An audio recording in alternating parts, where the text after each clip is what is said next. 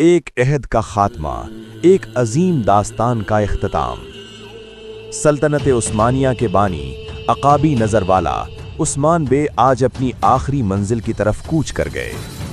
وہ خواب جو ارطغرل غازی نے دیکھا تھا، جسے عثمان نے اپنی تلوار اور خون سے سینچا، آج وہ ایک تناور درخت بن چکا ہے۔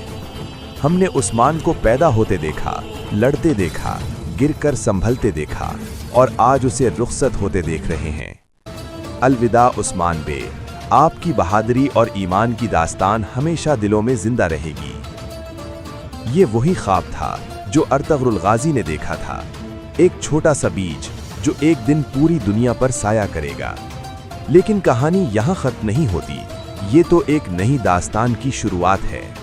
یہ تو ایک نئے سورج کے طلوع ہونے کا لمحہ ہے۔ اب وقت ہے ایک نئے شیر کا، اب وقت ہے ایک نئے علم بردار کا، اب وقت ہے اس وارث کا جو اپنے باپ کے نقش قدم پر چلے گا۔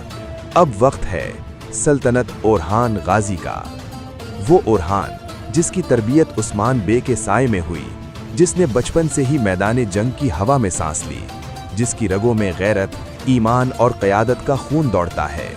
وہ اورحان جو اب سلطنت کو نئی بلندیوں تک لے جائے گا، جو عدل کے پرچم کو اور بلند کرے گا، جو اسلام کی روشنی کو اور دور تک پھیلائے گا۔